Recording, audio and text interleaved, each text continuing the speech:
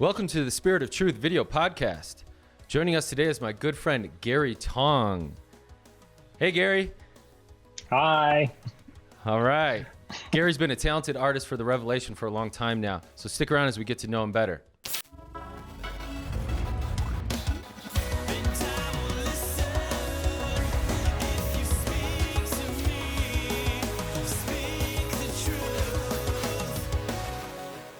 Welcome back. All right. So like I said, joining us today is my good friend and talented artist, Gary Tong. Hey, what's up, Gary? How you doing, man? I'm good, man. How are you doing? It's great to see you. Yeah, you too, bro. I know we've been trying to do this for a while with this whole kind of lockdown thing. It's been hard getting from Canada to Colorado. It certainly has. It certainly has. Oh, I was hoping to be able to visit you live, and but this is just as good. Yeah, it's just as good. Good job. All right. Yeah. Well, thank you for joining us. And if for people who don't know Gary's been working maybe in the background and in the foreground a little bit, but mainly as an artist. He's really kind of brought the Revelation into an illustrative representation. I've been really inspired by his artwork, and it's personally for me really represents something that this podcast and Urantia Book Network represents is creating culture. And I'm really inspired and impressed how someone can take Revelation and then apply it through their talents and skills. So props to you, bro. We need more people like that. And I feel like that's why we're kind of kindred spirits and we're kind of just all committed to this work together. I couldn't agree more, Derek. I mean, creativity is a hugely broad thing anyway. So, I have a huge appreciation with what you're doing too. There's so much that can be revealed by secondary works for the Revelation, not just artistically, musically, creatively, in any respect. The work that so many people are doing, it's a blessing for me to be able to be part of that. And of course, we've done plenty of work together, me and you, and Paula and I, and Andre and I, and lots of other groups, and I feel so humbled and blessed to be able to interact with so many amazing people, whether they be Revelation students themselves, or whether they're people who are on the periphery of it, or people who are just doing good work, good charity work, good work that's giving, that's positive, that's forward thinking. I'm really blessed to be able to do that. So, yeah, but I love what you're doing. It's great. I watch as much of these as I can. So. Not just so I can get myself, so I can interview well. It's not because of that. Yeah, because that's not going to happen. No, absolutely not. I'm just kidding. But no, I think, you're very humble about this and you volunteered a lot. And I know because, I work for the Urantia Book Fellowship and I'm right there in the central of it going through. And I'm constantly talking to you, constantly working with your artwork. And I was just hoping maybe we could look at some of your artwork that I have here. Sure. And you could maybe walk us through kind of your inspiration or development or whatever you want. I mean, we don't have to take too much time doing that and we can go back and forth on it, but Sure. It is really cool artwork. And I think people would appreciate seeing some of your stuff. Yeah, that'd be great. Okay, so here's your first clip. Maybe you could talk us through it. This is an interesting image. I mean, this is the first illustration I made that was based on the Urantia book's teachings. It's a representation of the grand universe. There are, I need to caveat it, there are errors in this that at the time when I painted it, it was purely inspirational. I think I painted it in 2001. Maybe 2002, with a mouse, I might add. With a mouse? With a mouse, yeah. And I used a little bit of Maya to make the sort of basic geometry, but everything's painted with a mouse, which I don't do anymore. The errors are, I've used like big spiral configurations and kind of like it all looks kind of like nebula-like, and of course the grand universe is more nuanced than that, but I won't go into that now. But what I do find is really serviceable about this image is that because there's a representation that looks like what people think the Milky Way looks like, people step onto this image and they're interested in the Revelation based on what I see as being slightly erroneous representation. So in Oh a lot of wow, respects, yeah. it's actually kind of good that I made the error. And I continued to make the same error with spiral configuration superuniverses for a while until I studied more. But yeah, so this was the first image I did. Uh, I painted through the night and one night, and I really didn't lift my head, and I sat back. It was maybe only 50% done when I sat back, and when I saw it, I just wept Oh for like wow. 20 minutes. It was because there was such a profound thing going on with my early study of the Urantia book, and I was struggling to to comprehend a lot of it, and I haven't read that much of it, but the parts I had where I was reading over and over, parts 1 and 2 a lot. It was a huge emancipating and uplifting feeling. That's spiritual recognition of truth was just all kind of overawing me, and I was obviously Mm. extremely tired when I was looking at the half finished thing, but it was a very profound moment. Yeah. Yeah, yeah. I know this image in particular, I've seen lots and lots of people use and reissue on Oh yeah. YouTube and all over the internet. Oh, it's heavily stolen. It Yeah, was you're heavily pretty cool stolen. about it, I might Yeah, add too. the way I see it is people get to see something that is is a meager interpretation of the truth as I understood it, and it helps if it helps expands people's thinking and think larger, then it's okay. Got it. Got it. All right. Well, let's talk about expanding of thinking. We've got this one. I've had to crop a little bit just to fit it in the screen here, Oh yeah, this but isn't the whole image still, anyway. Yeah, yeah. this is another image that it holds a lot of meaning to me. It's a painting, at least a crop of a painting. You can find the whole painting on my website, and because it's huge. It is a representation of the master universe, and it uses what I understood to be the correct scaling, or the greater minds that also contribute to the Urantia book scaling helped me sort of design this map. Again, you can see I've not done a particularly accurate job of like demonstrating what the super universes look like, but again, I think that also helps people engage with this image. But I painted this when my mum got really ill, and she quite quickly passed in 2009. And I guess anecdotally, what's profound about it is, I've been reading the Urantia book for nearly 12 years at the time, or 12 years at the time. And I remember speaking inwardly to God and saying, and tried to bargain with God. And I said, yeah, if you want me to continue to do revelation work, you should make sure my mum's okay. And of course, that's the wrong wording. And of course, she's okay. Now I look back and I think, oh, it's hilarious, because not that I would expect any influence, because it's just a desperate prayer anyway. But like, it's amusing to me now, because I'm thinking, well, of course she's okay. She's just not geographically here. So I painted this with I actually sketched it 7 years before, and I never had the nerve to try and paint it. So I painted it during my mum's illness, showed her it almost completed before she left. And on the spiral, quite near the word Urantia, which you can't quite make out on the Zoom call, but you can probably see it on the screen. There's a little set of stars that spell out mum, M-U-M. And which is interesting, because the map Wow, cool. it's the master universe map, which is mum, M-U-M. So Oh kind wow, of cool. profound. So painted in a difficult time, but this was a point that refocused me into a deeper study, and maybe being a little bit more overt with my study, which didn't always help me at the time. It caused me some issues. Oh yeah, Yeah, personal issues, temporal issues. yeah. You don't have to tell us about them if you don't want, but No, I can I relate. think I I'd know how it rather goes. avoid them.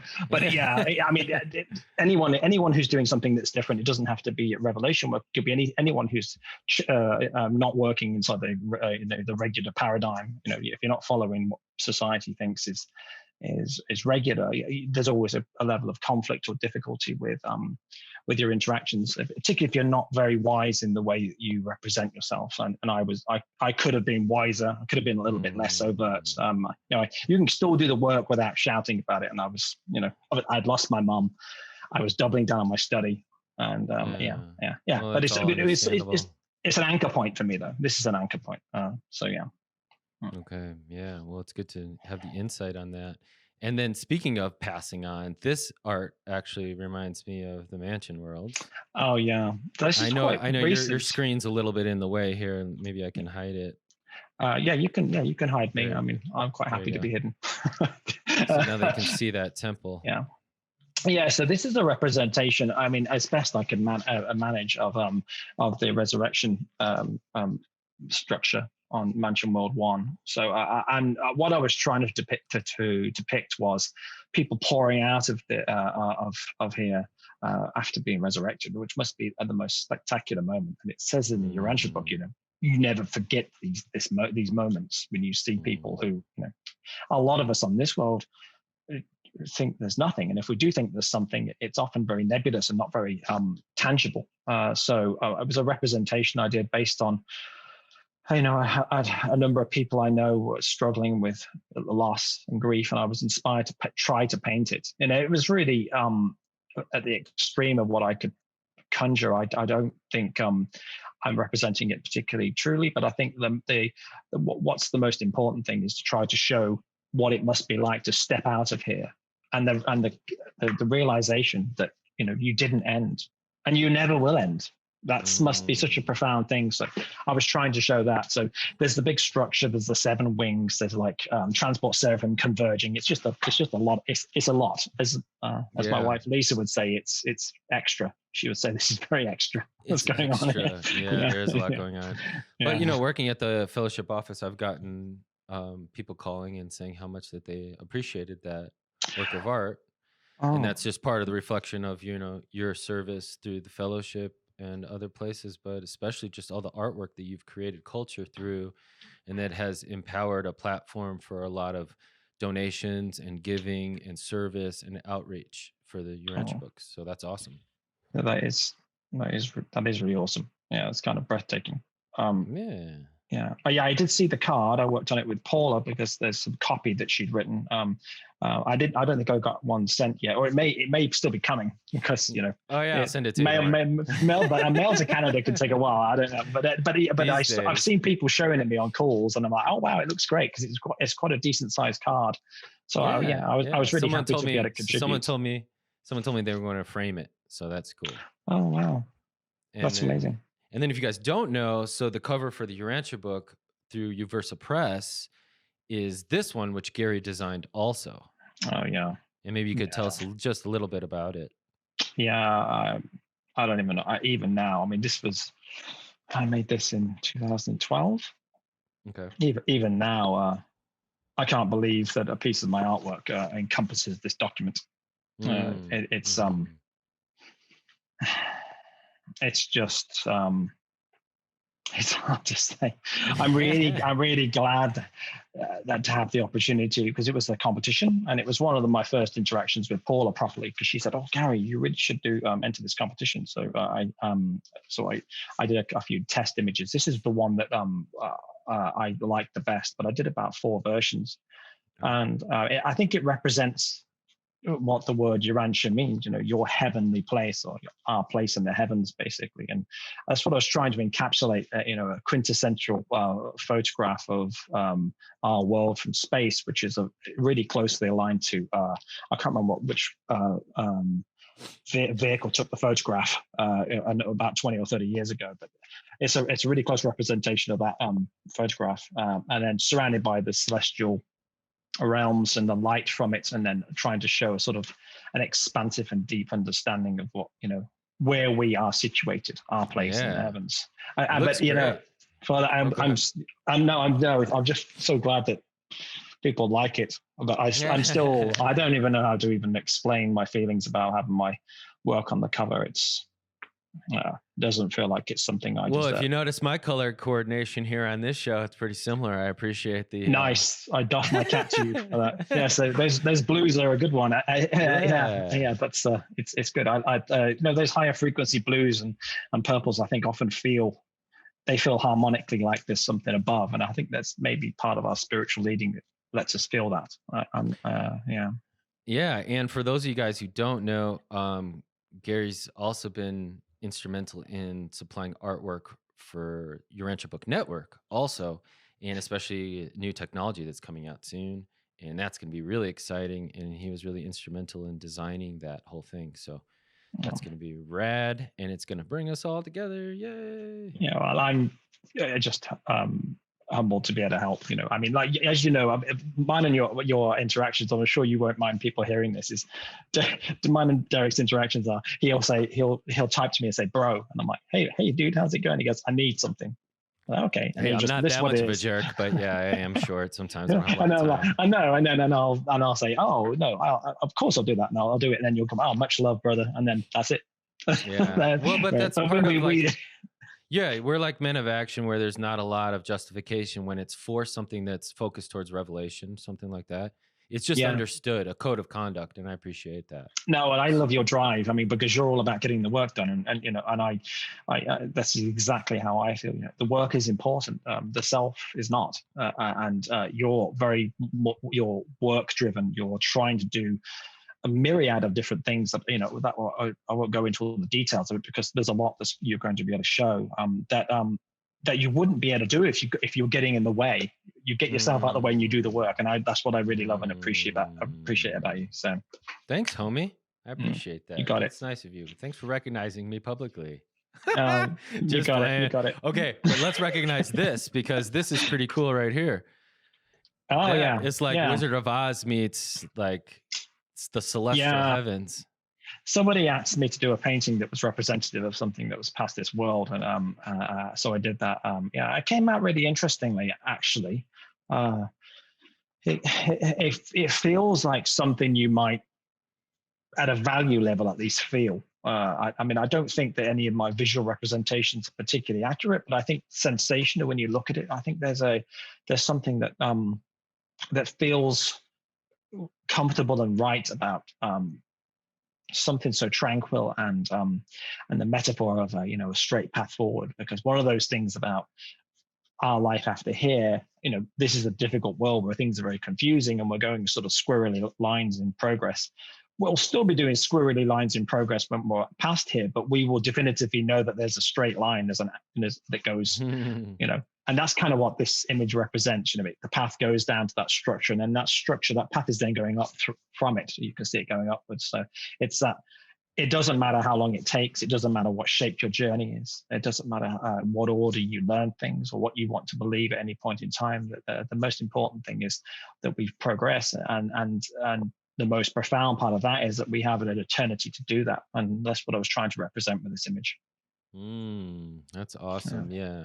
Yeah. I appreciate how you apply your attitude into your artwork because I personally know you well and I know that you have a very positive, patient outlook on things even when they can look a little Yeah. challenging. Once I get a grip on myself, I'm just as I can still throw my hands on the air when we're frustrated. There's nothing.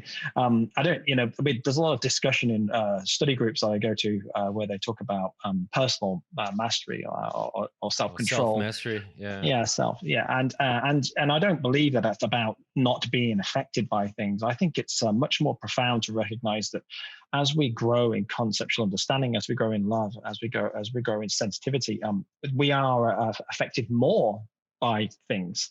But our self mastery is when we match that growth with a greater understanding on how to control our reactions. Now, it doesn't mean to say that we're going to instantly be okay with something when it happens, because that would mean we're in a almost like trance-like state and we're not engaged with the reality of it. It's more about how quickly can you get control of yourself when your composure's lost. So I like that kind of recognition there, but I think it's okay for us to just be who we are. That's our status, and just to do the best we can, not to stay in a negative state for too long if we do get thrown about. But it's okay every now and then to feel that tribulation, because otherwise, you're not really experiencing it. That's how I feel. Yeah, well put. And that kind of pain or challenge, whatever it is, they kind of, I'd say, is a little bit of a compass for us to know where we stand, kind of get that true Exactly. sense of where we are ourself and where it Yeah. is. And Yeah. then what I personally like to do is, yeah, I will feel it, but then I also always remind myself that my true identity is in my soul, and it's of something that's eternal and it's well cared for.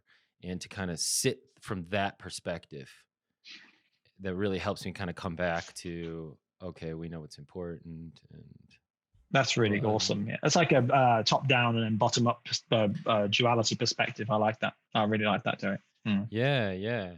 And I don't know, I guess it's just a part of what we're going through now when someone is inspired and influenced by revelation, that then becomes new culture and new practice and new personal religion. And so people are experimenting with their religion, and so we all have our own little ways of doing stuff, you know. That's Yeah, that's great. It brings to mind the truth that that no document, no event can suddenly change you. You can only make those favorable conditions to change yourself.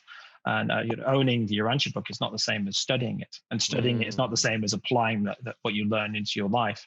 And it's a manifoldly complicated process to study and then start applying that to your life. And I think what's really amazing about that for me is to recognize that that's part of the journey, that you're not circumventing progress by having access to any type of information, whether it be a faith that you really hold true, or whether it be information that you feel is important to you.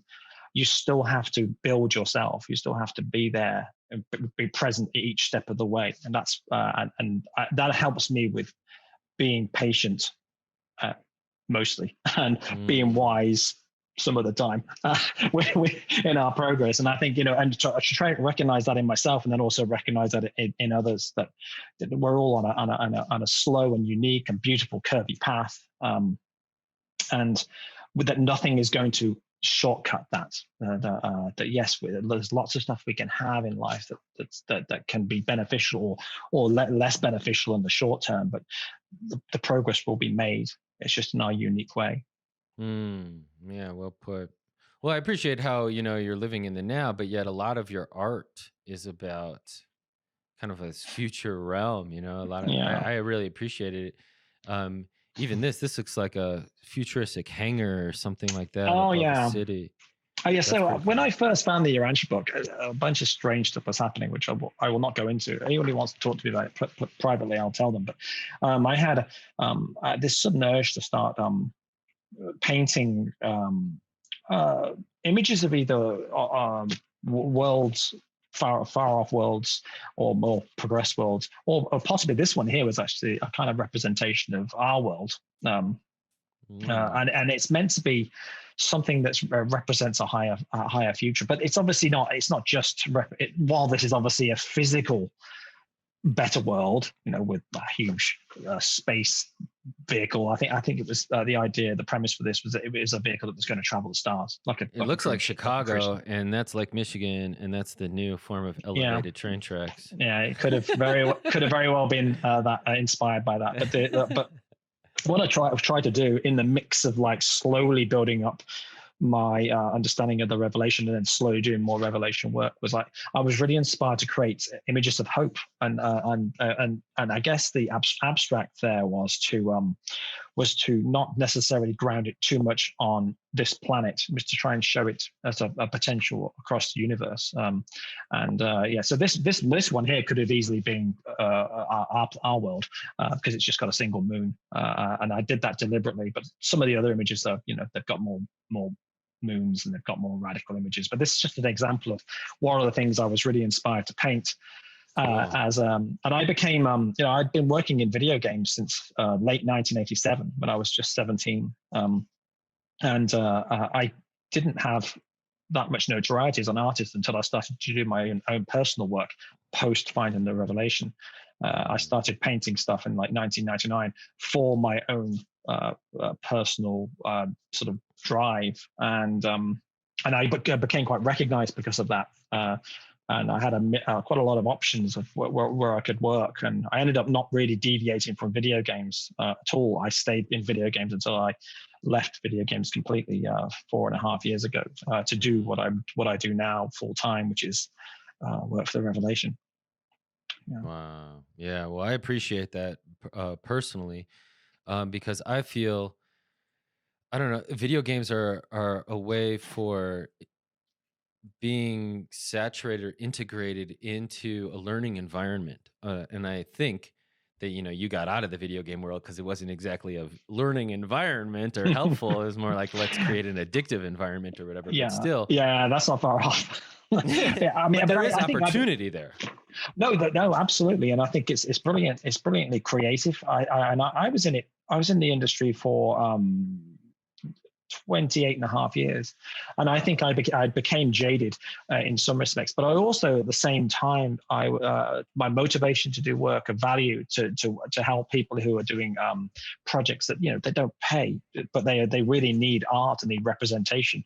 There was so much of that growing inside of me, my desire to be of service rather than to try to make the best game possible. They slowly overlapped, one overran the other, and it was it was, when I look back at it, it was probably a 10-year period. I think it probably started happening.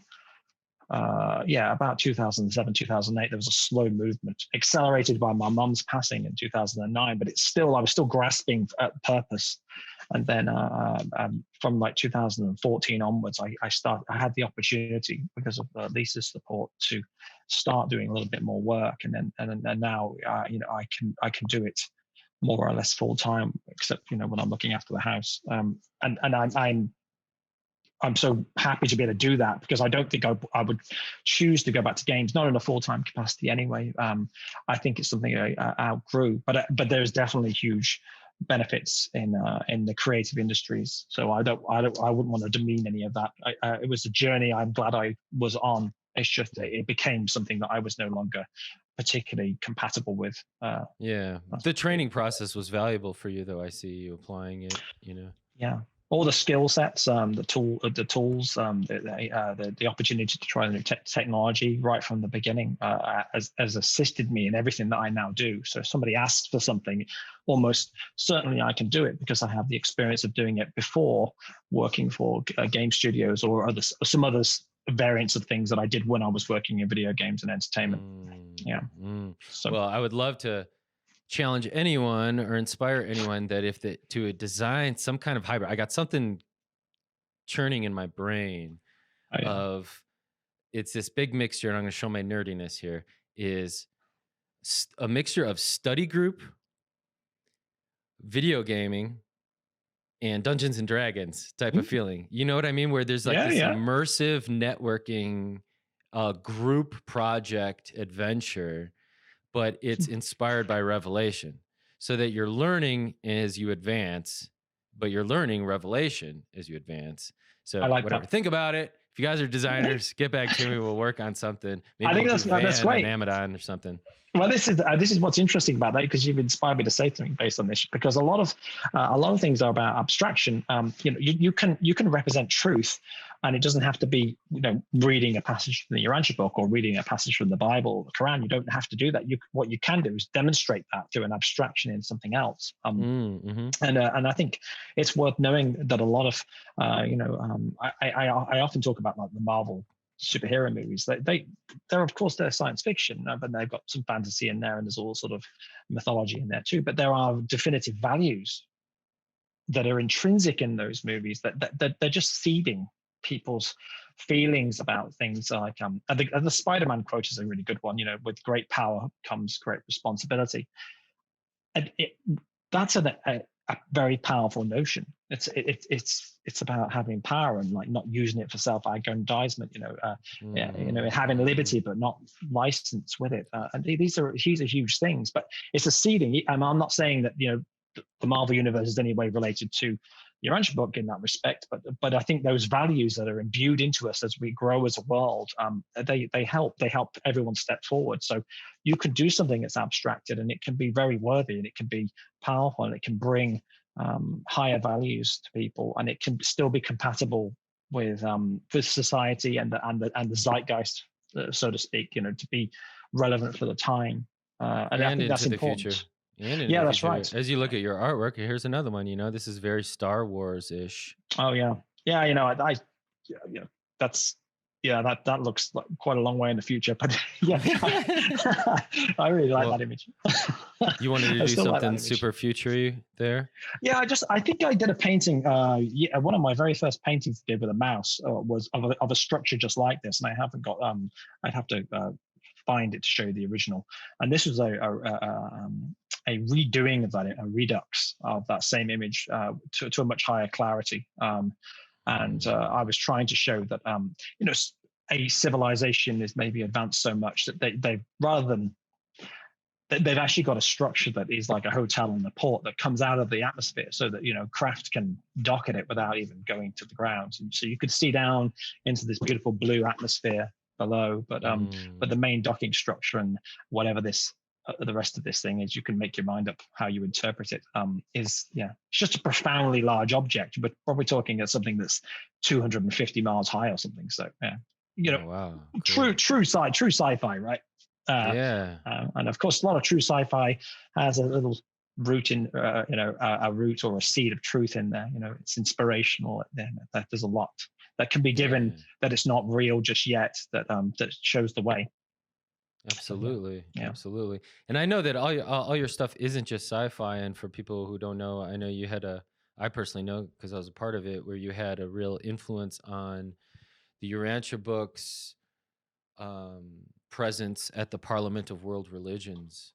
And I know you did a lot of artwork, not only for the booth that was there, but also for pamphlets and handouts and stuff like Oh that yes, I went did. along with Yeah. that.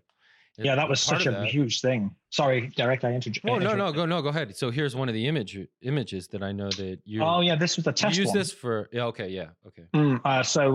Yeah, we ended up using a slightly different image for the final thing. But what's interesting to me about this image is I originally used created this painting of Jesus for David Cantor for his movie about Jesus that he did in 2014. And what I wanted to do is represent Jesus in a way that showed what he's about. He's leading the way. That you're following him, and also avoiding the avoidance of showing any possible ethnicity to take that out of the equation, because it doesn't matter what he looked like. Doesn't matter any of that. Doesn't matter. The work he did was important, and so I was trying to show something that was enigmatic, and to show him walking forward and showing him the kind of an ethereal destination of what he represented. Yes, that's what I was trying to do. It was a prototype for the Parliament, but we ended up going with a much wider booth. I think I've got the photograph with you right now, but like an image of like the universe, and then of course on the other side, I modified a lovely painting that Mo Siegel had commissioned of Jesus standing on the Sea of Galilee with the apostles. And that was it was great to sort of like interweave that with the rest of the image. But yeah, and I didn't get to go to the Parliament. I wish I could have gone, but it certainly looked like the presentation looked great, and that was really nice to see. So yeah. Well, it's interesting how, just to riff on the Parliament a little bit, I've been to one, and it's kind of interesting how all the people who attend, they're really inspired about spirituality and everything, yet it's really obvious quickly to me that Revelation kind of really fills in the gaps of what these people are struggling for, as far as like different content that the spirit of truth is working with them and pointing them into the right places, and they've put their own kind of equations together. But then having the privilege of having Revelation, you're kind of like, you don't want to be condescending or anything, and you want to be like lovingly guiding towards what they're hinting at, right. So the artwork really comes in handy to then use. If someone like me, who I've done a lot of outreach at booth, it's really handy to then use the illustrations to explain concepts for people. Yeah, I think that's really good unpacking of that. And that's something that I've learned a lot about myself. I was talking about like being a little bit less discreet about my work. Jesus would speak about this to his apostles. He would say, "Do no harm, build upon what's there." You can't. You just like you can't shortcut your own growth. You can't shortcut someone else's growth. You can't expect them to suddenly know everything just by you saying it to them with passion. Their status is their status, and your status is your status, and we have to take our own path. And I think when you're meeting other people who are who are driven spiritually like that, from different religious groups, there's an abundance of what we can all learn together. But I understand what you could say. You could see that. I definitely recognize that in the revelation, that there's a lots of little puzzle pieces that help make sense of the other religious understandings, and all of it's partial, and I'd be the first to say, the revelation is partial. It will be superseded also. It's just it's more prominently grounded in the future than a lot of the other religious information is, mainly because who wrote it and when it was delivered. That's the assisting thing there. But we sort of still need to be humble that just because you might think you know more, or whether you really do know more, demonstrating that by being more wise and using discretion and love and tolerance in your interactions is far more demonstrative of your status than telling people you know more, because just doesn't make any sense to do that. And just have the courage to ask some questions, become curious with others. Yeah, and you learn more from them. You learn to love people much more when you find out about them. And I feel so much better about my position in trying to understand people to a greater extent, because everything I don't think I've ever learned anything from anyone that hasn't been serviceable to me. So I think but that was what going back to when I was younger, and on all these crazy things that happened to me, and I was so driven. I would probably be a little bit less discreet with my discussions, a little bit less. I was in my mid-20s, so it was not. Man, full of zeal. Oh yeah, what a mess. But still, that's why you're here now. Yeah. I mean, you got to go through this stuff. Yeah, I learned from experience, right? Yeah. It's what we said, before. Failure is an educational episode. It's a cultural experiment in the acquirement of wisdom, and I've had plenty of educational episodes. You and me both, man. We've earned our scars, to say the least. Yeah. And then, okay, so I'm looking at another piece of artwork that you did, and I'm seeing it. I think I remember that this was album artwork, right? Did you do this for an artist or for music? There's a YouTube channel. They asked me to do a painting. Oh, okay. For a song. Yeah, for a song by a band called Fitch. It's a really great track. But it's the image is called Emancipation, and it caused quite a lot of consternation by people who saw it, because they were thinking, well, why would this person do this? Why would they unleash themselves from their supply line? And the whole thing was trying to show a mirroring. The supply lines coming from the dark, and the light is somewhere else, and it's just a bunch of different metaphors going on there. But cool. Just basking in the unbelievable sight of being in that type of space and having nothing grounding you was kind of the inspiration behind that. I like that image. It's but every time I look at it, I think something different about it. It's well, that's good art. That means it's good artwork, and it kind of has the same kind of color code or this futuristic feel as this one too. Oh yeah. Now here's one of those images. Now I do this a lot. Anybody who's maybe a savvy revelation reader will notice this. But I started encoding these circles into a lot of my artwork, and if you look just to the left of the top corner of my little frame, there's a piece of grass, and on that grass there is 3 circles, and I encoded the circles into quite a lot of my... Did I crop it out? Let me see. No, it's right there. I can see me, and then I can see I see it. It's like a little bit of grass. I do it very subtly. I sometimes put it in the sky. I do all sorts of stuff, and I just think it's Michael's banner. So I'm trying to represent our boy. So good for you. Yeah. Good for you.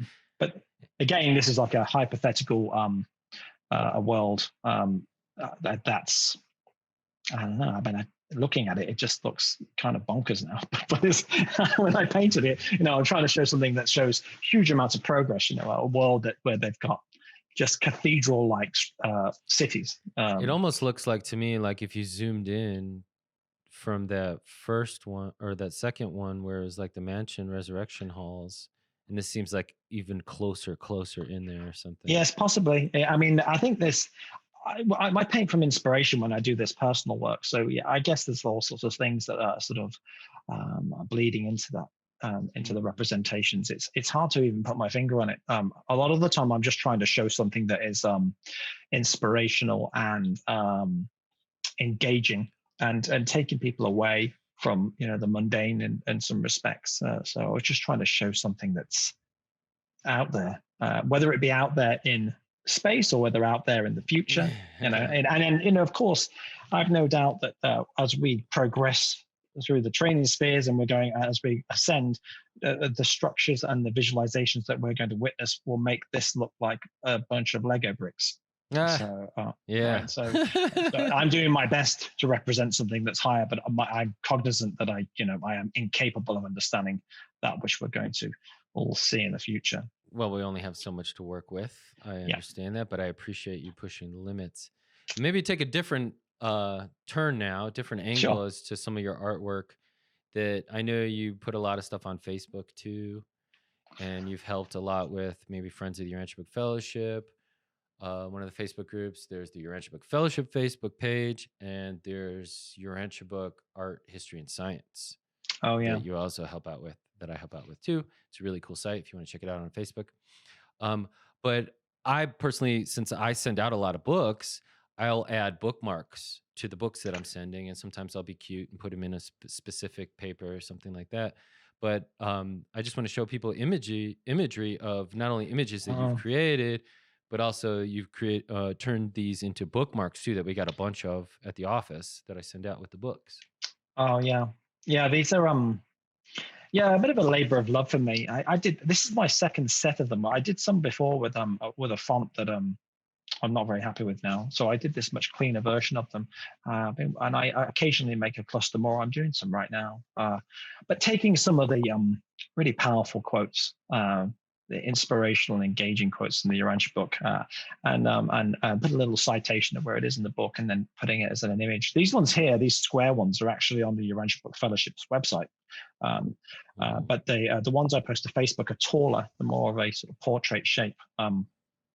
But yeah, I find it really amazing. I love one of the things I do when I'm studying, and we're so blessed to have technology in our hands when we are studying such a complicated document, is that you can cross-search the book very quickly.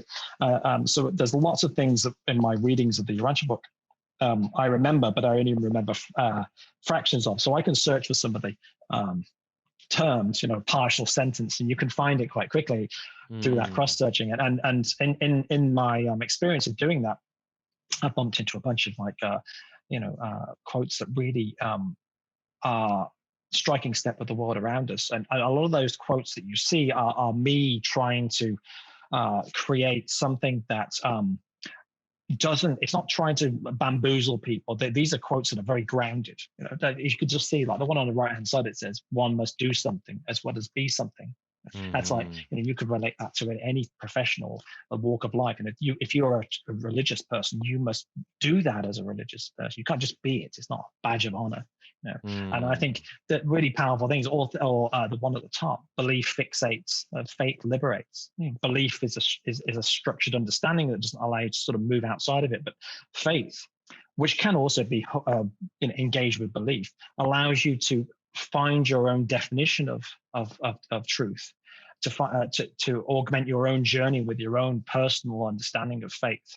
And I like that too. That they're short, they're succinct messages. Of course, they're parts. A lot of these are parts of quite complicated paragraphs in the book. But I try and do it as a way of doing a secondary work. I think me and you've talked about this before. Bridging documents, something that bridges the gap between the quite intimidating and complicated nature of the Urantia book and the type of person that might be looking for something that's new, but doesn't really want to be hit between the eyes with 1.5 million words in a Right, 2 kilogram book. Is trying to find a way of softening that landing a little bit. So if you can find some inspiration, which it sounds like you're doing the same, putting those bookmarks in the appropriate papers, that could be profound. You don't want to lose someone by by being too much of an ask for them to like understand something. So my goal is always to try to inspire first, and to recognize that I don't understand other people's journey. So to meet those people as best I can where they are. That's what Jesus taught, right? no, yeah, Jesus could have said, he could have stood in the middle of Jerusalem. He could have hovered above the ground, manifest 5 million angels, and spoke in a universe language that nobody understood. He would have scared everyone, and nobody would have come near him again. It wouldn't have been effective. What he was more effective at doing is meeting everyone where they are and giving them wise advice, or listening to them in that moment, and providing a friendship bond, an understanding that they really needed, or an answer to a question that they were struggling with. And that's much more profound. You don't have to expect that anything that we do is going to sweep across the world and change it. Just show that change in yourself, and be as good as you can to everyone you meet. So that's what they're an effort to do that in a visual way. Well, you have a whole, I would say, portfolio of this, and if people wanted to check out some of it at Vision Afar, right? Visionafar. Oh yeah, Vision Afar, yeah. Which is now, it used to be just my space art, sci-fi art. Now it's a mixture of things. Now, I actually have some of my conceptual art, because my last few jobs in the games industry was a conceptual art director. So I would make visualize something as visual target, as it were, and then I would be there to sort of help the team of artists make something. Oh yeah, ever make something that is, that keep it on target for the game. Oh yeah, that's from the video with Andre. That's I saw it. This is your rendition of Jerasim, right? Yeah, so it's the structure of Jerasim. So yeah, the center world would be the Jerasim world, and then the 7 satellites. And then on the 7th set of satellites, there's 7 sub-satellites, which would be the mansion spheres. That's a bunch of stuff that people who don't read the Urantia book are not going to understand. So. Well, but still, I appreciate. It's part of a very good video that Andre did the calculations for, and I'm so happy with that video, because it really captures people's imagination. We get messaged about it a lot, because when you see it, it seems like, I guess to a lot of people, bonkers sci-fi. Because the scaling and everything is so out there, mind blowing. It's just utterly beyond comprehension. It really is, particularly towards the center of everything. But there's something really compelling about it, and Andre voiced it as well. And Michael Di Mattea, who's an amazing musician, did the music for it. He even got somebody who's a musical singer called Noel Smith, and she did some harmonics over the top of that. It came out really fantastically. But yeah, you can see this on YouTube, or you can get it via the Vision Afar site. But it's a really interesting. I tried to make it diagrammatic, so you have that sensation of it looking like a presentation that you could understand. I didn't try to over-complexify the visuals. I tried to keep them in a diagram form, mainly because the information is actually quite hard to take in. It takes a couple of watches to sort of comprehend what's even happening on the video. Oh yeah. It's ahead of its time, that's for sure. Yeah. And what stands out is I love your kind of sacred geometry patterns, because it even kind of blends into this one too. If you want to explain what this is. Oh yeah, so I mean, this is a representation of superuniverse, and it's diagrammatic again. It's configured like that in some respects. I don't know whether there's a slight swirl to it, but it says in the Urantia book that if you could see our superuniverse, or any of the 7 superuniverses from above, you would be able to distinctly see 10 major sectors. So that's a representation of that. This is part of the journey, and then the center part would be the representation of the headquarters of the whole super universe. It's part of the video.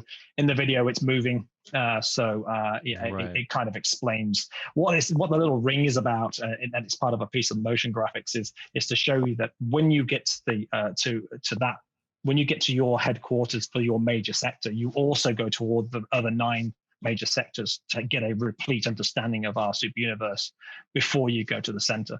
And that's something that a lot of people who read the Urantia book can miss it. And I'll be honest, it was what I missed as well. And when Andre and I were talking about this presentation, Andre reminded me of this important point, that we don't just go from the major sector to the center of our super universe as we progress. We have to go around all the other 9 major sectors, and that's what that particular diagram is about. So, yeah. Cool. And just so the people at home are clear, Gary isn't just limited to this print art. He's making motion graphics, so like 4K video and other cool things that are pretty dynamic for teaching and for visual representation and different things like that. So we just got some stills here to make it short and sweet, but I encourage you to go to his YouTube channel or his website and check it out. Yeah, the video work is really useful because it helps. It's a little bit more like you can lead people down a narrative. Though it's always a challenge to try to bring revelation material into something that's contextual, that doesn't offend or affront. So I work really hard to try to do that as well. And I'm much more even keeled now about it. If the presentation or anything that anyone finds in mind, if they reject it, that's fine. I don't mind. It's okay. If you can get someone to watch half of a presentation, then maybe something comes across their prejudice and they're like, "Whoa," and they turn it off. But maybe that first part will have helped in some way for them to just think wider. That doesn't mean to say that they need to read the Urantia book.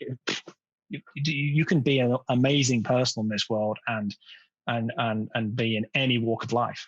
So and that's what we need to remember. Yeah, I appreciate it. It reminds me of 2 things: just spreading seeds to spread seeds. And then, somewhere in the Urantia book, it talks about that it's not too important what you do in this life, although it can be important. It's just having the experience of living this life. Yeah. This is what I said. I've interrupted again. I'm sorry. No, go ahead. Go ahead. I was going to say, there's something really profound about that to me. And I mentioned it in a study a couple of weeks ago, is that this world is a difficult world, and there's reasons for that. And the Urantia book has a lot of information about why it's difficult.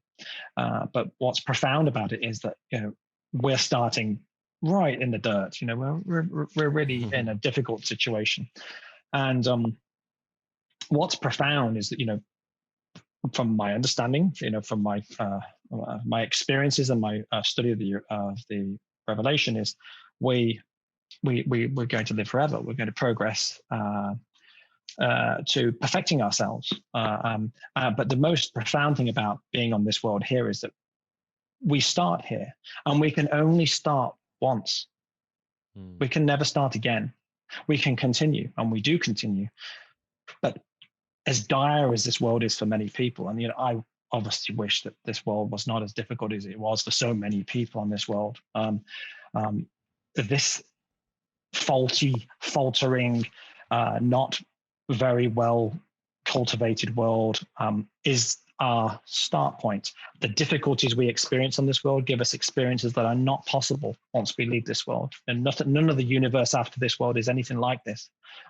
So we have this visceral, foundational tribulation, struggling. Often people are agnostic or atheist, and you can understand why they would be with what they're being presented.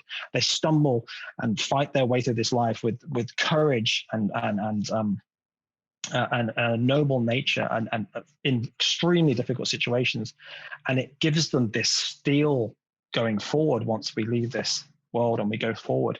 And that all of that difficulty that we endure here, a lot of it is enduring, can never be repeated, and we can never start again. And when we look back at this, when we're much more progressed, we'll recognize these foundations as being powerful and intrinsic to who we really are. And it gives us experience that's just not found anywhere else in the universe. Because without going into the technicalities of it, of course, there's an entire universe out there that doesn't need mortal beings.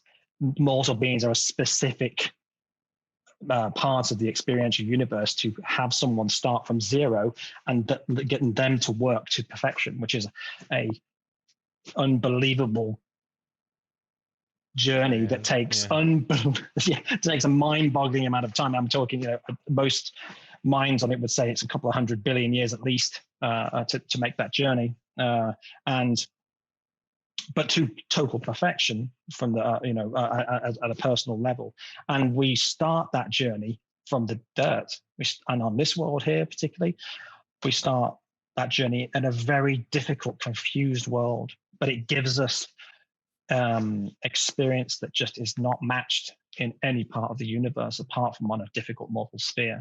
And I find that helps me with my navigating of difficult situations. Just like hold the course. Yeah, it's just Yeah. hold high the mission. I know it's tough, but we are working towards, all of us, no matter what anybody who cares about progress is working towards making this world a better place for the generations that come afterwards. And I think that's worthy in itself. And to know that this is a short and sharp experience, but we will be taken out of it soon enough, and we will never have to endure it again. Yeah. Unless you sign up for it down the road, who knows? Oh, I don't know about that, Derek. Yeah, but Maybe yes. if you're a glutton for punishment, Well, yes, down the yes, road, that's a do something technicality, but yes, you crazy. could do that. Well, that might be. I mean, I would imagine someone who's gone through a difficult life like this would be an extremely serviceable person in this sort of situation. So, yeah, that's a really good point, Derek. Yeah, when we look at the corporeal staff with the planetary prince, what popular culture has come to known as the Anunnaki or ancient aliens or whatever like that, these are beings who've already lived a lot of lives. They Yeah, are temporarily detached from their thought adjusters and came down to help a planetary prince do all this development in an epical revelation. We get that opportunity too. So yeah. if you feel robbed, don't worry, things will come your way. Yeah, excellent, Derek. Excellent, and that's the sublime nature of the balance of what the revelation says to me. Everything that seems like it's out of balance here, when I study the revelation, you see that there is balance. There's not balance in the moment. There's no existential fix. Nothing takes away your problems. This like the understanding of prayer, isn't it? That prayer doesn't take away your problems. It gives you strength in the very face of those problems. And not to put you praying for things or praying for the external is not a viable thing to pray for, but pray for strength, pray Values. for values. That's what matters. I remember saying years ago about prayer, saying praying out, hoping the world changes, like being on a boat and praying for smooth seas. And that doesn't make any sense because the weather's not going to change for you. But you could pray for an unsinkable little boat. You could pray to not sink personally, and that can be given to you. I'm not saying that praying in the middle of the ocean is going to stop you from drowning. Please don't follow any of my advice there. But what I'm saying is that personal growth can be given. It's never going to take away the external, because the universe is experiential, and everybody has freedom of will. They don't have freedom of expression, of course, but they have freedom of will. So we have to navigate that, and praying for those values is what's important. And it's often something that we really need to lean on in a world like this. There's many occasions where, and I feel like I'm very fortunate, despite things that have gone wrong for me. I feel very fortunate, and I think there's a lot of people who really need prayer, and they really need to recognize that prayer can be effective if you just recognize that it's part of you. It's not part of the outer world. Yeah, well put. Yeah, I've been really getting down to business in my inner prayer life and really just exploring that, what that means, what effective prayer is, and learning how, like the social conduct of the cosmos and the social conduct of the universe is very friendly in nature. And so learning true vulnerability in my prayer life, learning that there isn't anything that's hidden and that I'm only fooling myself if I think I'm hiding something. And, just being completely, Pato Bantan was on here last week and he had some really nice things to say about keeping transparency and keeping nothing hidden that you feel guilty about. And whatever that is for you, that's such a personal experience. And I think a lot of us, I know I speak from my more immature days, is if I had things that I was feeling guilty about or that I hadn't accomplished or whatever it was, I was feeling shame, that would come out in its own projected ways. that wasn't really serving myself or serving others. And so I needed more accountability, but through vulnerability and just being so sincerely honest with myself. And it'd be nice if we see a little bit more of, people leading each other towards that. And I appreciate you being so honest and sincere about these things, because a lot of these concepts in Revelation are harsh and they kind of punch you in the face, and they're like I said, they're not pulling punches. But if you are courageous enough, and a fearless mind will follow the truth. That's So I beautiful. appreciate That's you leading beautiful. the way. I love what you just said there, Derek. And of course, I thought Pato's show last week was awesome. Pato and Antoinette are a real powerful partnership. Deep respect for what they're trying to do. There's so much complexity in their ministry and what they're trying to assist with. Yeah, I'm huge fans of them. Yeah. And also awesome people to be around too. Pato and I were not born very far apart. I was born in Coventry. Pato was born in Moseley in Birmingham, which is 20 miles away. Oh, you So guys are not, both from England. yeah, yeah, yeah. Yeah, cool. Cool. Yeah, I mean, he's obviously by the time I was like an early teenager, he was like a megastar. And of course he did the same thing. He gave up his career to do what he does. He still basically does what he does, but he does it in an extremely different variance to what he used to do. And I have deep respect for him taking that path. They're great. But I love what you just said. It's about being able to be vulnerable. It's hugely strengthening.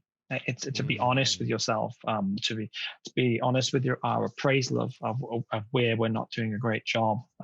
It's not a negative in the slightest. I don't think it's recognizing that you now understand the path forward, that you could do something better. And that doesn't mean to say that tomorrow you're going to do better, but it just means that you're cognizant of where you get it wrong, and you can carry on getting it wrong in many different ways. But it's just being honest about it is actually really amazing. I find it I get you could correlate it to the our ability to say sorry, to be sincere in saying sorry. You can feel that there's a wall of you going from I guess being insecure about what would happen if you say sorry to you becoming vulnerable in saying sorry is actually the inversion of that. You don't feel insecure anymore. It's gone. And the vulnerability was an illusion. It's actually powerful to do it. Not everyone will always be kind to you if you apologize, but if you've apologized, you can go to bed at night knowing that you're being as honest as you possibly can be. And apologizing to yourself is part of that too, to recognizing that our mortal inconstancy is part and parcel of what we are, that it's okay to be basically a litany of things going wrong and the odd thing going right.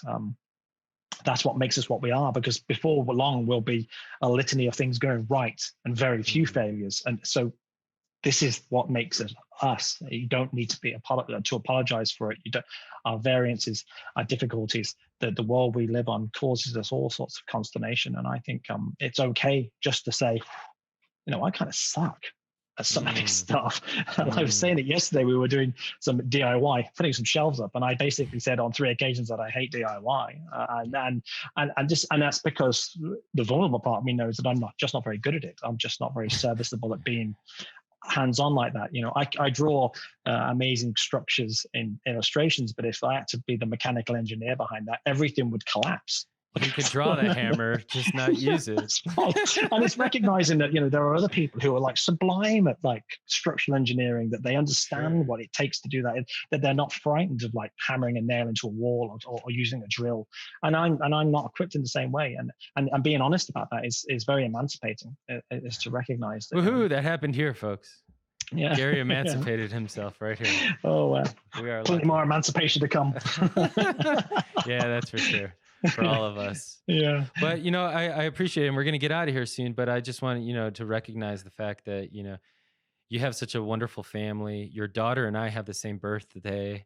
Oh, that's cool. Pretty River. And your wife is such an instrumental part in your life and you being able to do this work. So blessings to them. Yeah. They're Yeah, Lisa's obviously hugely supportive to me. But of course, I think as well, I'm a better and more wise person now than I was previously also. So there's, I'm a better partner to her than I would have been 10, 15, 20 years ago as well. We're always a work in progress. But I deeply respect how supportive she is of me. She's amazing. As I said, I'm very blessed to be able to get involved with projects of that I see of real value, and try to help where I can, and do so openly and altruistically the best I can. I don't know. It was something I prayed for a lot 7 or 8 years ago, and it took a lot of it took a roller coaster trip to get me to the place, but where I can. But now I feel like I can really help, and I feel it's so amazing to be able to be there for other people in the capacity that I'm capable of. Not to DIY. I want to point out, no DIY, please. I mean, anything but DIY. I'll carry the screws. Well, we all have a role to play. But nonetheless, Gary, you're a very humble guy, but you do a lot of great work for the Revelation and for everybody out there. And I just want to tell you I appreciate it, man, publicly, and keep it up. And I know you and I are going to do a lot more work together, so I look forward to that. I am very much looking forward to that. We've got hopefully a significant career left here to do some good stuff, and it's obviously a deep honor to know you and Paula and Andre and Chris Halverson and all the other people I interact with who really are forging a path, even though there's no legitimate success right now. Right. I think it's just amazing to be around people who, and I've probably forgotten a bunch of people as well. But it's amazing to be around people who are working so carefully and wisely and patiently towards progress, knowing that progress will take a significant period of time. And you're certainly part of that. You're adding a extra level of understanding to the Revelation, for people to see face to face other students and recognize that there are real people who are studying the Urantia book, and of course they're often studying other religious books as well. And and that's really great. It puts a real face on it, and it puts personality into it, and I think that's really valuable. So. I guess we're patting ourselves on the back in a circle now. So. All right. 2 concentric circles. All right.